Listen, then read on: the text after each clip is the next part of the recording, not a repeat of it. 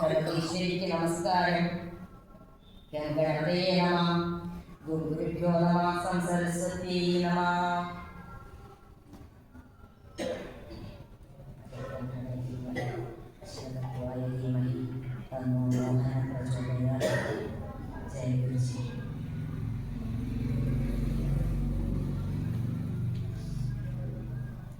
എല്ലാ ഗുരുക്കന്മാർക്കും പിതൃക്കൾക്കും ഈശ്വരന്മാർക്കും സജ്ജനങ്ങൾക്കും എല്ലാവർക്കും അഖിലചരാചരങ്ങളിലും കുടികൊള്ളുന്ന ഭഗവത് ചൈതന്യത്തിന് എല്ലാ ഭഗവത് സ്വരൂപികളായിട്ടുള്ളത് നമ്മളുടെ നഗ്ന നേത്രങ്ങളെ കൊണ്ട് കാണാൻ പറ്റാത്തത് മുതൽ നമ്മൾക്ക് നമ്മുടെ കണ്ണുകളെ കൊണ്ട് കാണാൻ എത്ര ചെറുതായാലും നമുക്ക് കാണാൻ സാധിക്കില്ല, അതിനെ എത്ര വലിപ്പം കൂടിയാലും നമുക്ക് കാണാൻ സാധിക്കില്ല. കാണാൻ സാധിക്കുന്നത് വളരെ കുറച്ച് മാത്രമാണ്. ഈ കുറച്ച് മാത്രമായതിനെ കണ്ടുകൊണ്ടാണ്, അല്ലെങ്കിൽ കേട്ടുകൊണ്ടാണ്, അല്ലെങ്കിൽ അനുഭവിച്ചുകൊണ്ടാണ് നമ്മൾ ഓരോരുത്തരും ഞാനാണ് കേമം, എനിക്കാണ് എല്ലാം ഉള്ളത്. നമ്മളുടെ അഹങ്കാരത്തിൻ്റെ വലിപ്പ ചെറുപ്പം ഓരോരുത്തർക്കും അവനവനെ ചിന്തിക്കാവുന്നതാണ്. അത് ഓരോരുത്തർക്കും എന്താ പറയുക, ഇത് തന്നിരിക്കും.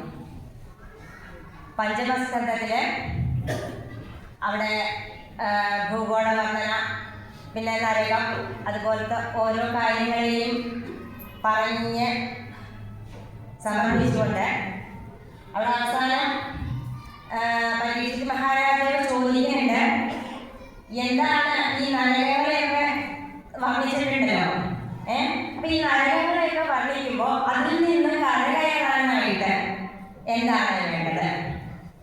അതിനെ പറ്റിയിട്ട് ചോദിക്കുമ്പോൾ ഈ കലികാലം വരികയാണ്. അങ്ങനെ എന്ത് പ്രശ്നത്തിനും ഒരു പരിഹാരം ഉണ്ടാവും, പരിഹാരം ഇല്ലാതിരിക്കില്ല. അപ്പൊ അത് നമ്മൾ പറയുന്ന നേരത്താണ്, പരീക്ഷിത് മഹാരാജാവ് ചോദിക്കുന്ന നേരത്താണ് ആറാമത്തെ സ്കന്ധം തുടക്കത്തില് അജാമിളന്റെ കഥയായിക്കൊണ്ട് നാമമാഹാത്മ്യത്തിനെ കുറിച്ച്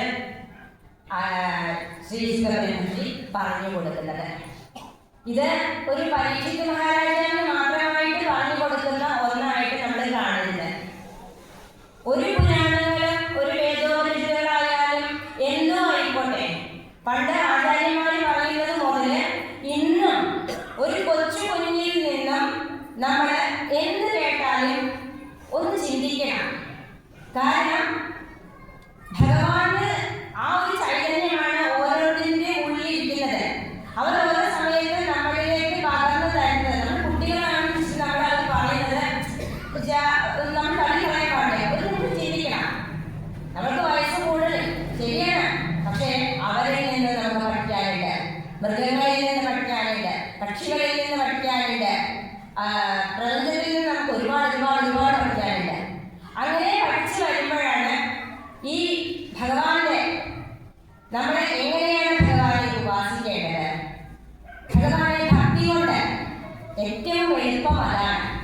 ഭഗവാനെ നമുക്ക് ഏറ്റവും അധികം സ്നേഹിക്കാൻ, കാരണം സ്നേഹിക്കും തോറുമാണ് ഭഗവാനോട് നമുക്കൊരു അടുപ്പം കൂടാ. ഭഗവാനോട് നമ്മൾ ആ ശുദ്ധാശുദ്ധങ്ങളൊക്കെ നോക്കി ഒരു പേടിച്ച് നിൽക്കുമ്പോൾ നമുക്ക് എത്രയൊരു അകൽച്ച വരും, ഇല്ലേ? പക്ഷേ നമ്മൾ സ്നേഹം കൊണ്ട്, അല്ലെങ്കിൽ ആ സ്നേഹത്തിലും ഇഷ്ടം, സ്നേഹം, പ്രേമം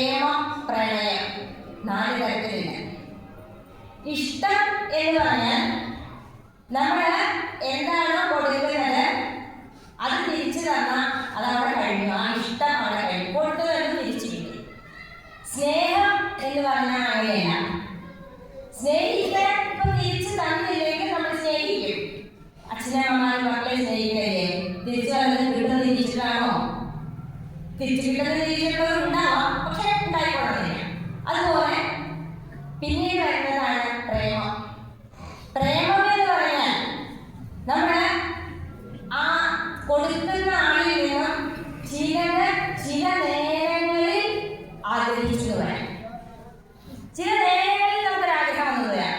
എന്നാൽ പ്രണയം, രാധാകൃഷ്ണ പ്രണയം അവിടെ നിഷ്കാമമാണ്. കാരണം തിരിച്ച് തന്നാലേ കൊള്ളാം, ഇല്ലെങ്കിലും കൊള്ളാം, ആ വ്യക്തി നന്നായിരിക്കണേ എന്നുള്ളൊരു പ്രാർത്ഥന മാത്രമേ ഇവിടെ ഉണ്ടാവുള്ളൂ. നമ്മൾ എത്രമാത്രം സങ്കടപ്പെട്ടാലും എത്ര സങ്കടം ഉള്ളിൽ ഒതുക്കിയാലും ആ ആൾക്കൊരു ഗുണം വരണേ. അതിനുവേണ്ടി നമ്മൾ അദ്ദേഹത്തെ ഹിതമായിട്ടുള്ളത്, അദ്ദേഹം എന്ന് ഉദ്ദേശിച്ചത് പുരുഷൻ എന്ന് മാത്രമല്ല സ്ത്രീയായ അവർക്ക് നല്ലത് വരുത്തണേ എന്നൊരു ഉള്ളിൽ ആ സ്നേഹം ആത്മാർത്ഥത കൂടുതലോളം നമ്മുടെ കൂടി വരുമ്പോൾ അവർക്ക് ഹിതമായിട്ടുള്ളത് പ്രവർത്തിക്കാൻ നമുക്ക് സാധിക്കും. ഒരുപക്ഷെ നമ്മൾ ചിലപ്പോൾ ദേഷ്യപ്പെട്ടു വരാം. അതൊക്കെ തൽക്കാലം ചിലപ്പോൾ അവർക്ക് തോന്നിയെന്ന് വരാം. എപ്പോഴും തന്നെ ശേഖരിക്കണമെന്ന് തോന്നും. അങ്ങോട്ടും ഇങ്ങോട്ടും ഭാര്യയായും ഭർത്താവായിട്ടുണ്ടാവും. പക്ഷേ ഒരിക്കലും അങ്ങനെ ചിന്തിക്കരുത്. നമ്മളുടെ നല്ലതിന് വേണ്ടിയിട്ടാണ്. അതാണ് ശരിക്കുള്ള ആ സ്നേഹം. അങ്ങനെ സ്നേഹമാണ് ഭഗവാൻ. ആ ഭഗവാനെ സ്നേഹിക്കൂ. എങ്ങനെ സ്നേഹിക്കണം? ഭക്തിയിലൂടെ സ്നേഹിക്കും.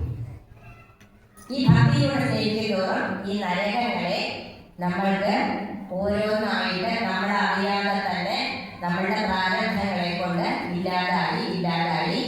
കാരണം നമ്മൾ ഭഗവാനിലേക്ക് കൂടുതൽ അടുക്കുന്തോറും നമ്മളുടെ ആ അകൽച്ച കുറഞ്ഞു വരികയാണ്. ഒരു ബക്കറ്റില് ചളിവെള്ളമുള്ള ബക്കറ്റാണെങ്കിൽ നമ്മൾ പൈപ്പ് തുറന്നിട്ട് നോക്കൂ. കുറേ നേരം പൈപ്പ് തുറന്നിട്ട് കഴിഞ്ഞ് ആ ചളിവെള്ളം മുഴുവനും ഇല്ലാതായിട്ട് അത് ആ തെളിഞ്ഞ വെള്ളം ബാക്കിയായിട്ട് വരും. അതുപോലെയാണ് നമ്മുടെ മനസ്സ്.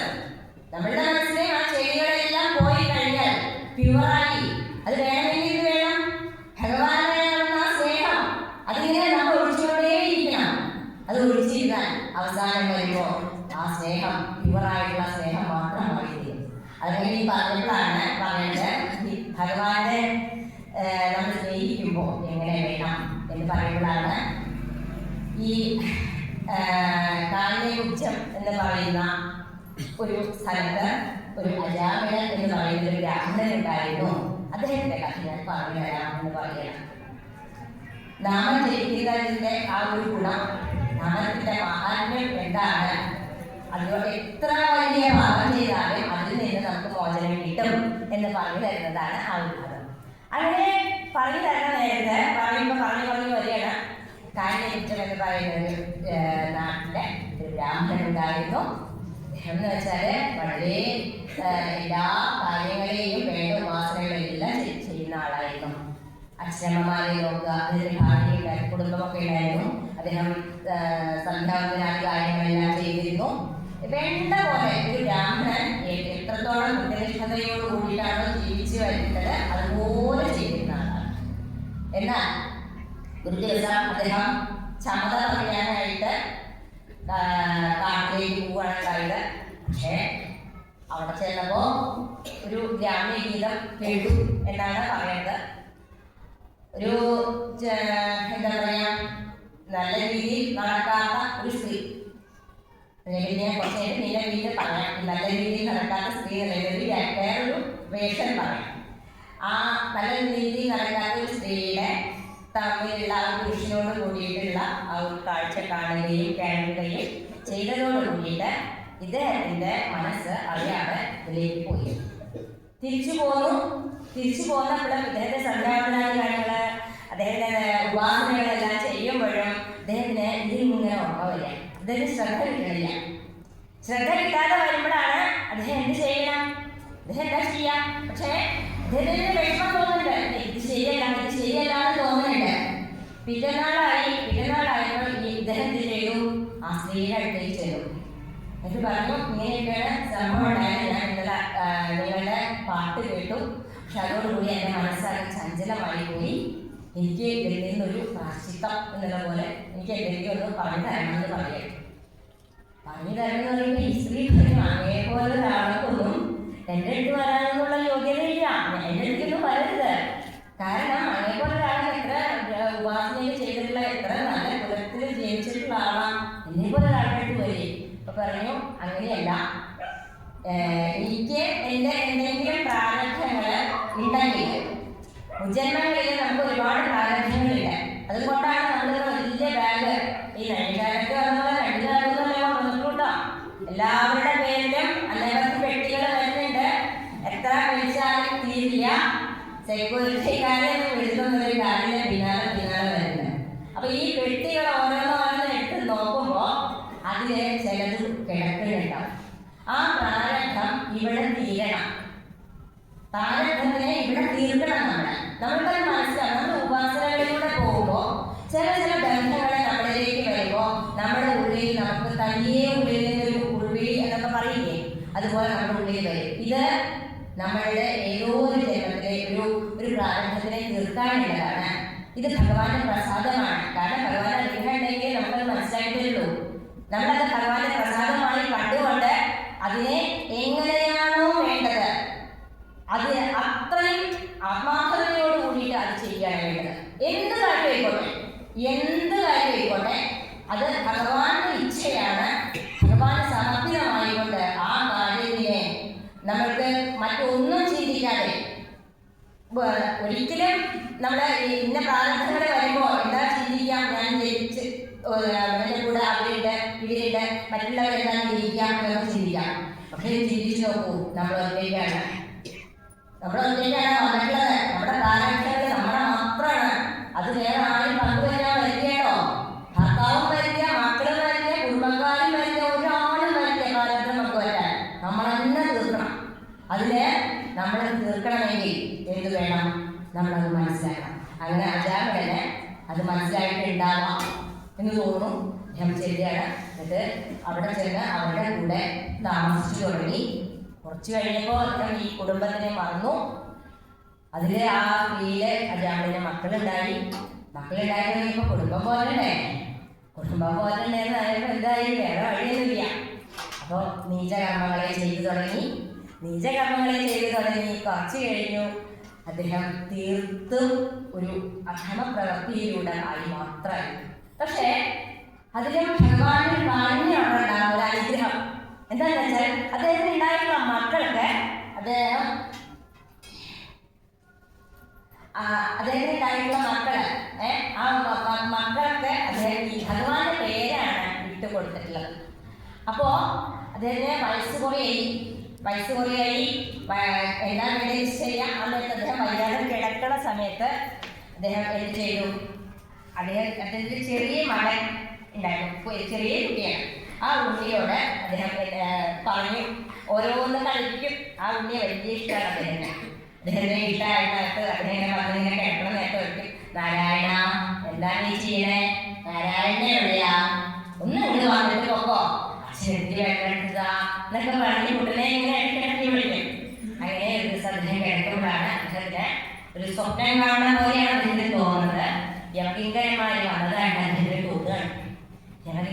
വന്നതായിട്ട് തോന്നുമ്പോൾ ഇതിന് പേടിയായപ്പോൾ എന്ത് ചെയ്തു?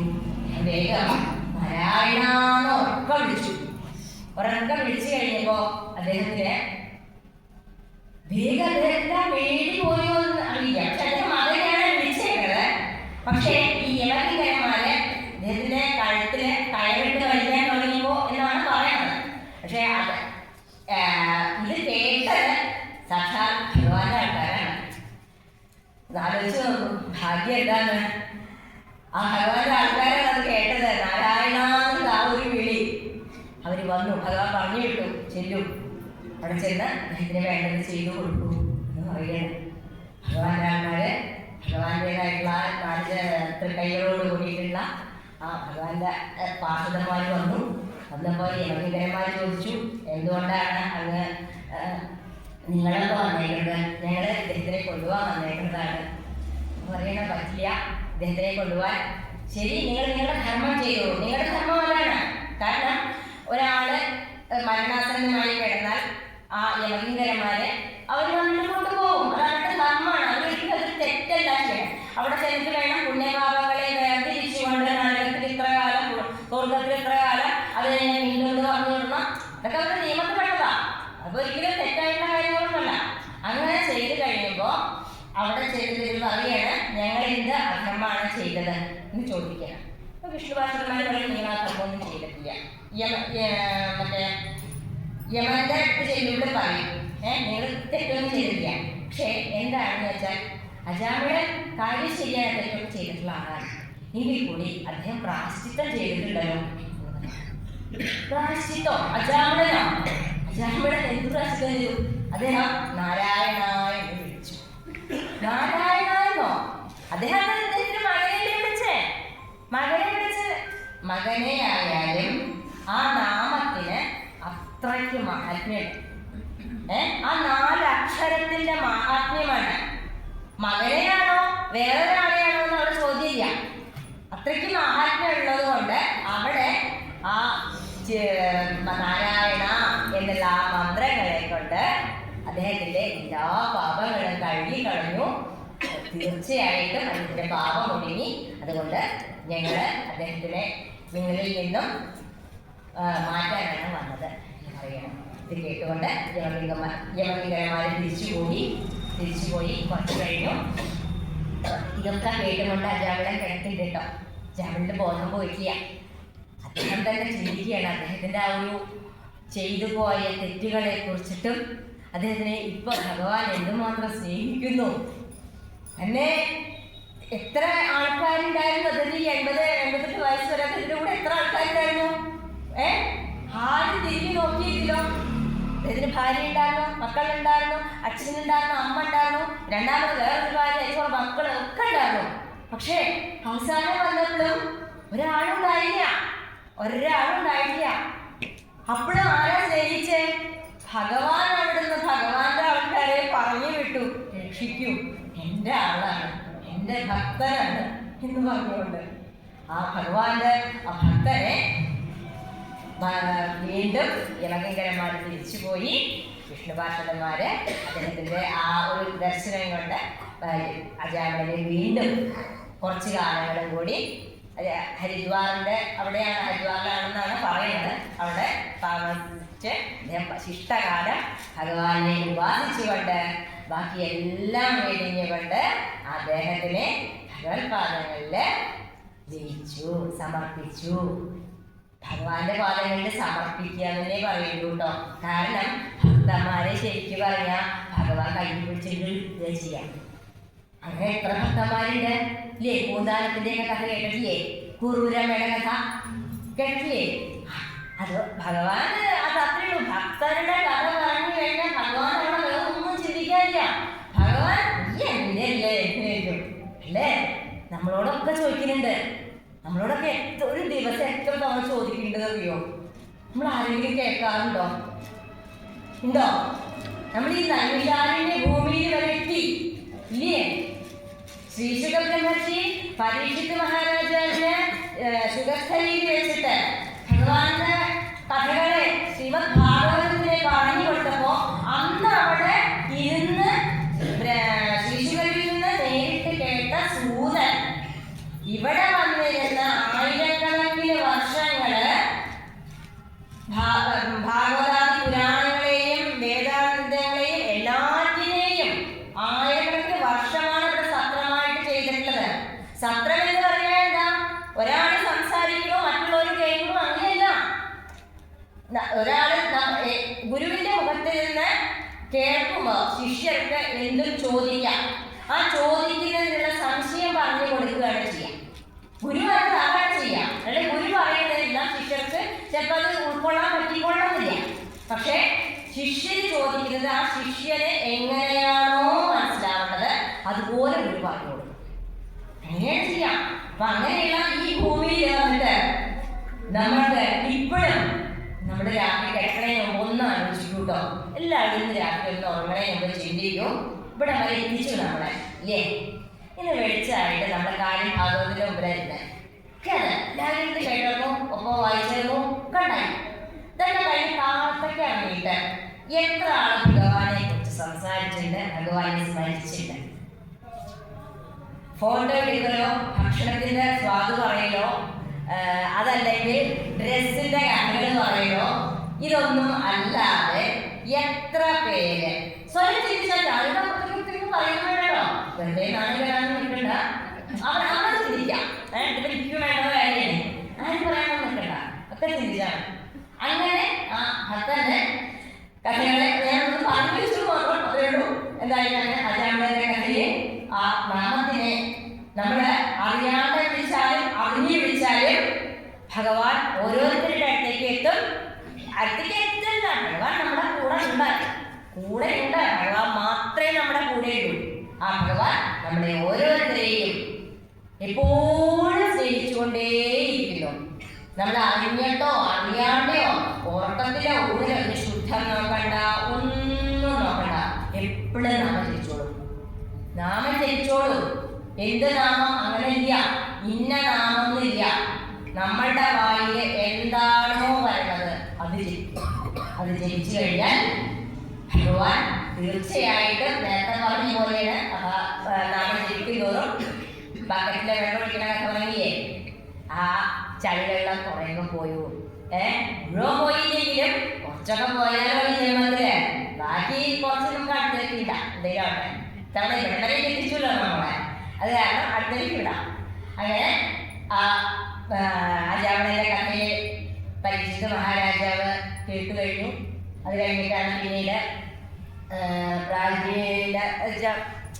ബർഗീസിന്റെ മക്കളായിട്ട് ലക്ഷത്തിന്റെ മക്കളായിട്ടുള്ളവരെ കുറിച്ചിട്ട് സംസാരിച്ചു. 2-3 അധ്യായങ്ങളെ കൊണ്ട് അതിനെപ്പറ്റി പറയുന്നുണ്ട്. ശവടാശ്വന്മാരുടെ കഥകളെ പറയുന്നുണ്ട്. അതിനുശേഷം വൃത്രാസുരന്റെ കഥയെ കുറിച്ചിട്ടാണ് ഭാഗവതത്തിൽ പറയുന്നത്. അത് ഭക്തിയിലൂടെയുള്ള മറ്റൊരു കാര്യമാണ്. ഭക്തിയിലൂടെ പറയുമ്പോൾ ഇത് 2 തരത്തിലാണ്. ആദ്യം നമ്മൾ അജാമിളന്റെ കഥയിൽ പറഞ്ഞത് നാമത്തിനെ എങ്ങനെ ധരിച്ചാലും ഭഗവാൻ അത് കേൾക്കും. അവിടെ തെറ്റും ശരിയില്ല, ശുദ്ധാശുദ്ധങ്ങളില്ല എന്നെല്ലാമാണ് നമ്മൾ പറയുന്നത് അല്ലേ. എന്നാൽ വൃത്രാസുരന്റെ കഥയാവുമ്പോ പറയുന്നത് എന്താ? മന്ത്രങ്ങളെ ജപിക്കുമ്പോ അവിടെ മന്ത്രം ആണ് കേട്ടോ, നാമം അല്ല. മന്ത്രങ്ങളെ നമ്മൾ ജപിക്കുമ്പോ അവിടെ തെറ്റ് പറ്റാൻ പാടില്ല. ദീക്ഷ സ്വീകരിച്ചിട്ടുള്ളവർ ഒരുപാട് പേരുണ്ട്. ഇതിൽ തന്നെ കുറെ പേരൊക്കെ ഉണ്ടാവാം. ദീക്ഷ സ്വീകരിച്ചിട്ടുള്ള ആൾക്കാർക്ക് ആ മന്ത്രത്തിന് ഇന്ന രീതിയിലുണ്ട്, ഇത്ര അക്ഷരം ഉണ്ടാവും, അതിന് ഇത്ര മാത്ര എന്നൊക്കെ ഉണ്ടാവും. അതിനെയൊക്കെ വേണ്ട വിധത്തിൽ അവർ ഇന്ന സമയത്ത് ഇത്ര എണ്ണം എന്നൊക്കെ കറക്റ്റ് ആയിട്ടുണ്ടാവും. അത് അതുപോലെ ഗുരുമുഖത്ത് നിന്ന് കേട്ട് നമ്മളതിനെ ഉപാസിച്ചില്ലെങ്കിൽ അടുത്ത പെട്ടി കഴിക്കാറാവും. വലിയ സൂക്കേസ് വാങ്ങി വെച്ചോളൂ, കിട്ടും കേട്ടോ. ആർക്കും കിട്ടാത്തതൊന്നുമല്ല, എല്ലാവരും കിട്ടും കേട്ടോ, ഒക്കെയുണ്ട്. അപ്പൊ അതുകൊണ്ട് തൽക്കാലം മന്ത്രദീക്ഷിക്കുന്നു പുറപ്പെടാൻ നിൽക്കാണ്ടിരിക്കാൻ നല്ലത് അമ്മ ചിരിച്ചാൽ പോലെ. എന്തായാലും അതിൻ്റെ കഥ കൂടി പറഞ്ഞു നോക്കാം നമുക്ക് എങ്ങനെയാണുള്ളത്. ഒരു ദിവസം ദേവേന്ദ്രൻ അവിടെ സ്വർഗലോകത്ത്, അവിടെ അപ്സരസ്സുകള് ഒക്കെയുള്ള വേഗമായിട്ടുള്ള ആ സ്വർഗലോകത്ത് ദേവന്മാരും എല്ലാവരും കൂടിയുള്ള വളരെ സന്തോഷമായിട്ടുള്ള ആനന്ദത്തിലുള്ള ഒരു സമയമായിരുന്നു. അപ്സര സ്ത്രീകളുടെ നൃത്തം ഉണ്ട്, ഗന്ധർവന്മാരുടെ പാട്ടുണ്ട്, എല്ലാവരും ആനന്ദത്തിന് മുഴുകിയിരിക്കുക. ആ നേരത്ത് ദേവഗുരുവായിട്ടുള്ള ബൃഹസ്പതി അവിടേക്ക് വന്നു. പക്ഷേ ദേവേന്ദ്രൻ തന്റെ ആ ഒരു അഹങ്കാരം കൊണ്ടെന്ന് പറയണോ, എന്താ പറയുക, അന്തര്യായ എന്ന് പറയാവും ശരി. അതായത് എനിക്ക് ദേവേന്ദ്രനെ കുറിച്ച് ചിന്തിക്കുക, ഞാൻ എൻ്റെ വ്യക്തിപരമായിട്ടാണ് പറയാൻ, ശരിക്കും അന്തര്യാത്ത ഒരാളെ പോലെ എനിക്ക് തോന്നിയിട്ടുള്ളൂ. കാരണം ബുദ്ധി എന്ന് പറഞ്ഞില്ല, എന്ത് കാര്യം ചെയ്യുമ്പോൾ തേവനാണെന്ന് ഇരിക്കുന്നുണ്ട്. അതിന് വേണ്ടി ആളുകളുടെയൊക്കെ കാലിന്മേൽ കയ്യിലേക്ക് പിടിക്കും, പെരുമാറിന്റെ കാലം പിടിക്കും, ആരുടെ വേണ്ടില്ല, ഇന്ന ആരുടെയും ഇല്ല കേട്ടോ, അങ്ങനെ നടക്കണമല്ലോ. അതിനുവേണ്ടി പോയി പിടിക്കും, ആ കാര്യം നടന്നാൽ ഞാൻ കേവലായിട്ടായി. അത് കഴിഞ്ഞ് നേരെ അപകടമായിട്ട് എന്തെങ്കിലും സംഭവിച്ചു കഴിഞ്ഞാൽ ആദ്യം പോയി ചെല്ലി നാണെന്ന് പറയുന്നില്ല, തൻ്റേതായിട്ടൊരു യോഗ്യതയില്ല, ഒന്നും. ബ്രഹ്മാവും വിഷ്ണു ശിവനൊക്കെ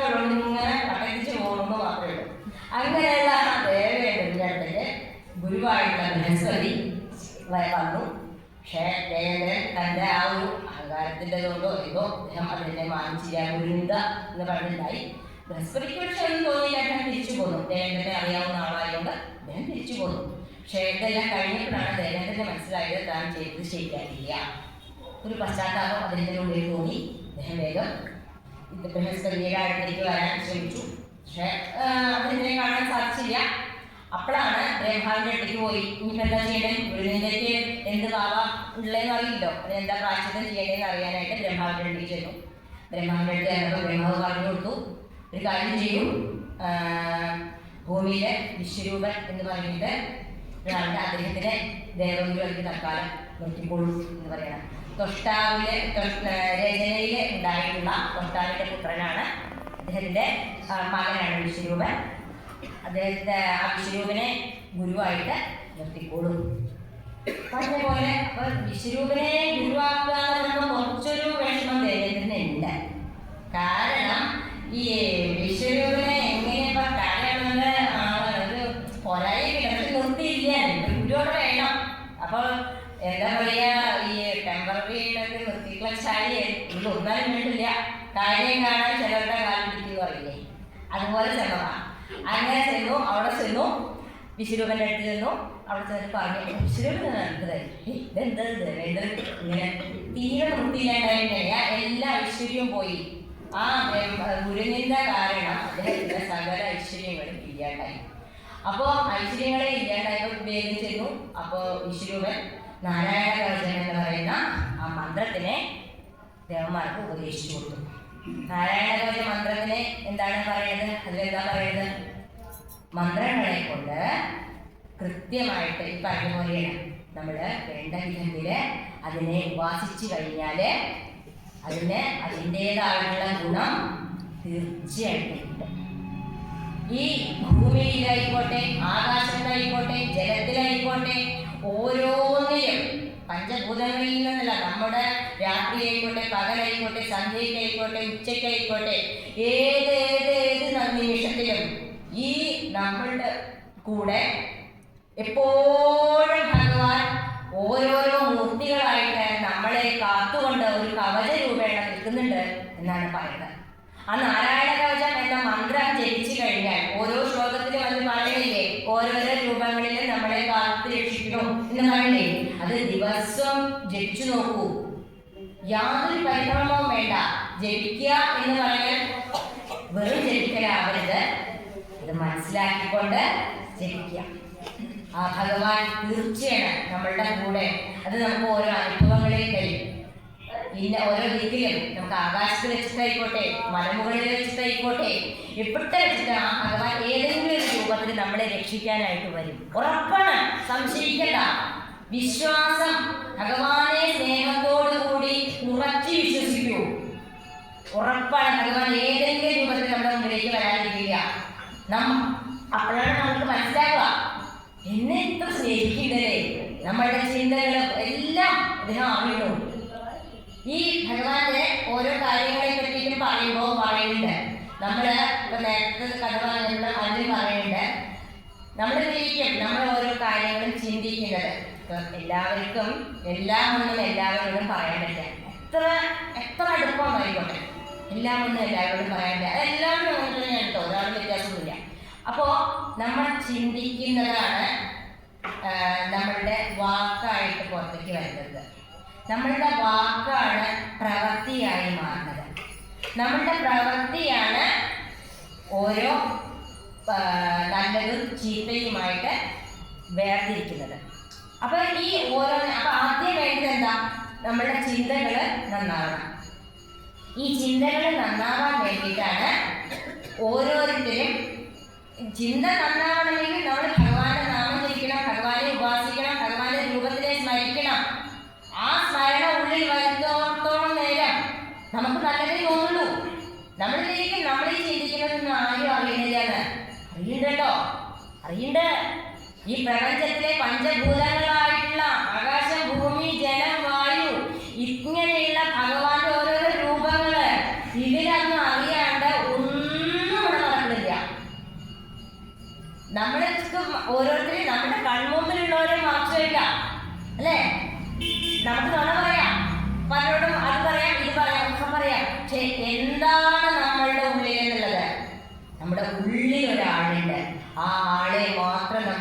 ബോധ്യപ്പെടുത്തിയാൽ മതി.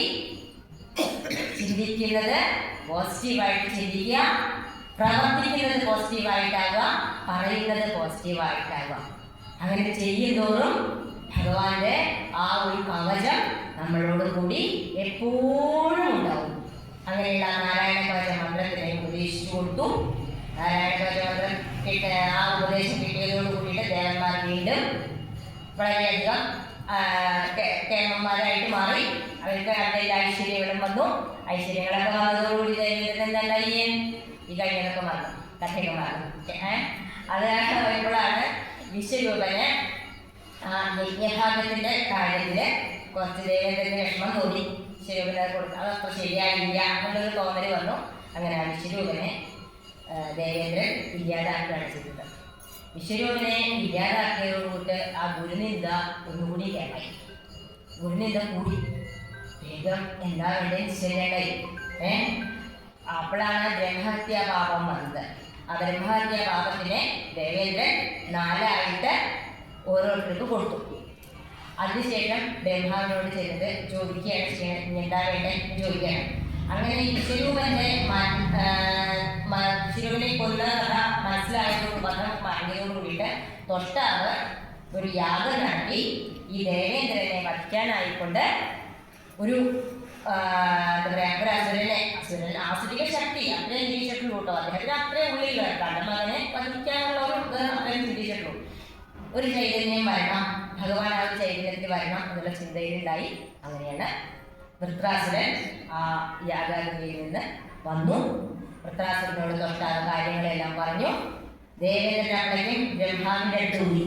ബ്രഹ്മാവിൻ്റെ അടുത്ത് പോയിട്ട് ചോദിച്ചു, ഇനിയിപ്പോൾ എന്താ ഉണ്ട്, ഇനിയിപ്പോൾ ഇത്രയൊക്കെ ചെയ്തു കൂട്ടി, ഇനിയിപ്പോൾ എന്താ ചെയ്യേണ്ടതെന്ന് ചോദിച്ചു. അപ്പോൾ പറയാണ്, ഇങ്ങനെയൊക്കെ ചെയ്തിട്ട് ഇനിയിപ്പോൾ വേറെ വഴിയൊന്നുമില്ല, ഒരു കാര്യം ചെയ്യും. അവിടെ ഭൂമിയില്ല. ഇപ്പം നമ്മളൊക്കെ ഇന്നലെ പോയി ദധീചി മഹർഷി തപസ് ചെയ്യുന്നുണ്ട്. ആ ദധീചി മഹർഷിയുടെ അടുത്ത് ചെന്നിട്ട് ചോദിക്കുക, അങ്ങ് നട്ടില് തരാൻ പറ്റുമെന്ന് ചോദിക്കുക. കാരണം ദധീചി മഹർഷിയുടെ ആ നട്ടില് കൊണ്ട് ഒരു ആയുധം ഉണ്ടാക്കിയിട്ട്, വജ്രായുധം, ആ ആയുധം കൊണ്ട് മാത്രമേ ഈ വൃത്രാസുരനെ വധിക്കാൻ പറ്റുള്ളൂ. അപ്പോൾ ദധീചി മഹർഷിയുടെ അടുത്ത് ചെന്നിട്ട് നട്ടില് ചോദിക്കണം എന്ന് പറഞ്ഞു. യാതൊരു നാണോ ഉണ്ടായില്ല കേട്ടോ. വേറെ വന്നുണ്ട്. വേഗം വന്നിട്ട് ചോദിച്ചു, എന്താ വേണ്ടി ചോദിച്ചു.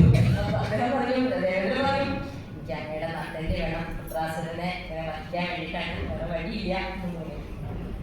ഒരാളുടെ നട്ടെല്ലാണ് ചോദിക്കണേ, എത്രത്തോളം ഉണ്ടെന്ന് ആലോചിച്ച് നോക്കും. നട്ടല് പോയി കഴിഞ്ഞില്ലേ. പക്ഷേ ആ മഹർഷി അത്രയ്ക്ക് എങ്ങനെയായിരുന്നു ചിന്തിച്ചു. എന്തെങ്കിലും ഈ ശരീരം എന്ന് പറയുന്നത് ഇന്നോ നാളെയോ അടുത്ത നിമിഷമോ കൊഴിഞ്ഞു പോകേണ്ട സാധനമല്ലേ. ഇത് പൊക്കോട്ടെ. അപ്പം അത് ഇതുകൊണ്ട് ഒരാൾക്ക് ഇത് ഉപകാരമാവുകയാണെങ്കിൽ ആയിക്കോട്ടെ ഇരിച്ചിട്ട് ആ നട്ടലിനെ കൊടുത്തു. അദ്ദേഹത്തിൻ്റെ ശരീരം അവിടെ ഇല്ലാതായി. അങ്ങനെ ആ നട്ടല് കൊണ്ട് വജ്രായുധം ഉണ്ടാക്കി ദേവേന്ദ്രൻ യുദ്ധത്തിനായിട്ട് പുറപ്പെട്ടു. അവിടെ വൃത്രാസുരൻ വന്നു. ദേവേന്ദ്രൻ ഐരാവതത്തിൻ്റെ പുറത്ത് വരികയാണ്. എല്ലാം പടയോട് കൂടിയിട്ടാണ് വരുന്നത്. വൃത്രാസുരനെ കണ്ട വഴിയിൽ, വൃത്രാസുരൻ എന്ന് പറഞ്ഞാൽ അത്രയും വലിയ ആകാരത്തോട് കൂടിയിട്ടുള്ള ഒരു അസുരനാണ്. ശരിക്ക് ഭാഗവതത്തിൽ അസുരൻ എന്ന് പറയുന്നില്ല കേട്ടോ, വൃത്രൻ എന്നേ പറയുള്ളൂ. നമ്മളാണ് ഈ വൃത്ര അസുരൻ എന്ന് ആക്കിയിട്ടില്ല. ശരിക്കും പറഞ്ഞാൽ വൃത്രൻ അസുരനല്ല, അദ്ദേഹം അത്രയും ഭക്തനാണ്, ഭഗവാന്റെ തെരഞ്ഞ ഭക്തനാണ്. നമ്മൾ ഈ പറഞ്ഞിട്ടാണ് അദ്ദേഹത്തെ ആ ഒരു ആകാരം ഒക്കെ കൂടി കണ്ടിട്ട് അറിയിക്കാം. അങ്ങനെ പറഞ്ഞു തുടങ്ങിയിട്ടുണ്ടാവുക. ആ വൃത്രൻ യുദ്ധമധ്യത്തിൽ വന്നു.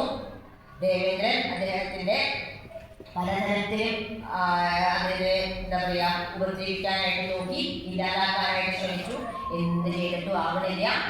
അദ്ദേഹത്തിൻ്റെ ആയുധങ്ങൾ കയ്യിൽ നിന്ന് തട്ടിത്തെറിപ്പിക്കുന്നുണ്ട്, അതും സാധിക്കുന്നില്ല. അവസാനം ഇന്ദ്രന്റെ ആയുധങ്ങളെ ഓരോന്നോരോന്നായിട്ട് വൃത്രൻ അങ്ങടെ ഇല്ലാണ്ടാക്കി തുടങ്ങി. അപ്പോഴും വൃത്രന്റെ എന്താ ചിന്ത, ദേവേന്ദ്ര പോയിട്ട് ആ ഗത എടുത്തിട്ട് വന്നോളൂ, വിഷമിക്കണ്ട, ഞാൻ ഇവിടെ നിന്നോളാം, ഒന്നും ചെയ്യില്ല കേട്ടോ എന്ന് പറയും. ദേവേന്ദ്രൻ അങ്ങനത്തെ അവിടെ തിരിഞ്ഞോടാൻ തുടങ്ങി. ഓടാൻ തുടങ്ങിയപ്പോഴാണ് അയ്യോ തോറ്റോളൊന്നും വേണ്ട, ഞാൻ ഒന്നും ചെയ്യുന്നില്ല.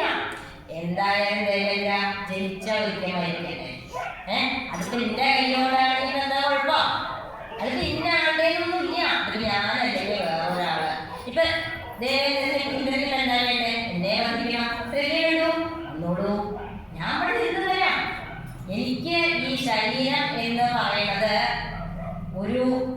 വസ്ത്രം മാറുന്ന പോലെയുണ്ട്. ഞാനിത് എപ്പോൾ വേണമെങ്കിൽ അഴിച്ചു വെക്കാൻ തയ്യാറാണില്ല. അങ്ങേക്കല്ലേ ഈ ശരീരത്തിനോടുള്ള കെയർ തോന്നുള്ളൂ. ആ ഒരു സ്നേഹം ഒക്കെ എനിക്ക് ഇല്ലാണ്ട് വയ്ക്കാനൊക്കെ തോന്നുന്നു. അങ്ങേക്കല്ലേ? എനിക്കറിയില്ല. അദ്ദേഹം അങ്ങനെ പറയും തോറും ദേവേന്ദ്രന് തന്നെ തോന്നി തുടങ്ങി, ഇത്രയും ഇതായിട്ടുള്ള ഒരാളെ ഇങ്ങനെ വയ്ക്കുക, വളരെ വളരെ വലിയ തത്വങ്ങളൊക്കെ പറയണേ, ഇങ്ങനെ ഒരാളെ വഹിക്കാൻ പറ്റുള്ളൂ. പക്ഷെ വഹിക്കാൻ പറ്റില്ല. വൃത്രന് തോന്നുന്നുണ്ട് അതൊക്കെ കാരണം ദേവേന്ദ്രന് അങ്ങനെ തോന്നിക്കഴിഞ്ഞാൽ തനിക്ക് ഭഗവാന്റെ അടുത്തേക്ക് എത്താനുള്ള ആ ഒരു സമയം വൈകുള്ളൂ. അത് പറ്റിയ വേഗം വീണ്ടും വൃത്രൻ തന്നെ പുറപ്പെട്ടു. അയ്യാവതോട് കൂടിയിട്ട് ചെന്നു, ഇന്ദ്രന്റെ അടുത്തേക്ക് ചെന്നു. ഓരോന്ന് ഇന്ദ്രനെ പ്രകോപിപ്പിക്കാനായിട്ട് നോക്കി. ഒരു തരത്തിലും പറ്റുന്നില്ല. അവസാനം ദേവേന്ദ്രൻ തൻ്റെ ആ വജ്രായുധങ്ങളെ കൊണ്ട് വൃത്രന്റെ കൈകളെയും കാലുകളെയും എല്ലാം ഛേദിച്ചു കളഞ്ഞു. വൃത്രന് ഒരുവിധം ആനന്ദമായി തോന്നുന്നു. വൃത്രൻ വേഗം നോക്കി, ആ എവിടേക്കെന്നില്ലാത്തൊരു നോട്ടം നോക്കി. ഭഗവാനെ, അങ്ങ് കാണുന്നില്ലേ? അങ്ങ് കാണുന്നില്ലേ? ഇത് എനിക്ക് എൻ്റെ കൈകൾ വേണ്ട, എൻ്റെ കാലുകളെ വേണ്ട, ഒന്നും വേണ്ട. അങ്ങ് എന്ത് വേണം? എത്രയും പെട്ടെന്ന് എൻ്റെ അടുത്തേക്ക് വരും. എൻ്റെ അടുത്ത് വന്നിട്ട് അങ്ങ് എന്നെ കൊണ്ടുപോകും. ഞാൻ അങ്ങയിലേക്കുള്ള ആ ഒരു ആഗ്രഹത്തിനെ മാത്രമേ എനിക്ക് അവിടെ എത്രയെന്ന് മാത്രമേ ഉള്ളൂ. മറ്റൊന്നും വേണ്ട. അങ്ങയുടെ അടുത്തെത്തിയാലോ, അങ്ങയുടെ പാദങ്ങളിൽ ലയിച്ചു കഴിഞ്ഞാലോ എനിക്ക് എന്താ വേണ്ടേ? ഭക്തന്മാരുടെ ദാസന്റെ എത്രയോ പിന്നില് പുറകില് ഇരിക്കാനുള്ള ഒരു അവസരം അതെനിക്കങ്ങ് തന്നാൽ മതി. ഞാൻ എത്ര കാലമായി അങ്ങയെ തന്നെ കാത്തിരിക്കുന്നു. ഹരേ ഉറക്കം വിളിച്ചു തുടങ്ങിയിട്ട് എത്ര കാലമായി. അങ്ങയുടെ ആ ഒരു നോട്ടത്തിനായിട്ട് ഭഗവാനെ, അങ്ങയുടെ കടക്കണ്ണ് കൊണ്ടുള്ള ആ ഒരു നോട്ടം മാത്രമേ ഒരു ഭക്തന് ആ അങ്ങയിലേക്ക് എത്താൻ. എന്തുകൊണ്ടാണ് അങ്ങനെ ചെയ്യാത്തത്? അങ്ങക്ക് അങ്ങയുടെ ഒരു പുഞ്ചി കണ്ടാൽ മതി.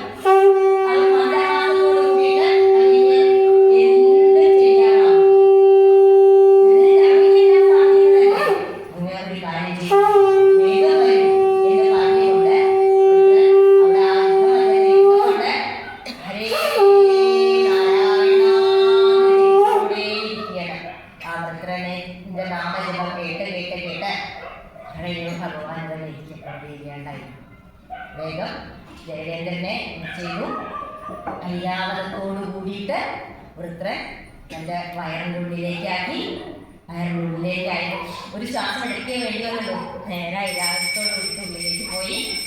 ആ ഭഗവാൻ എന്ത് ചെയ്തു? ഭഗവാൻ അന്ന് വന്നു. ഭഗവാൻ വന്നതോടു കൂടിയിട്ട്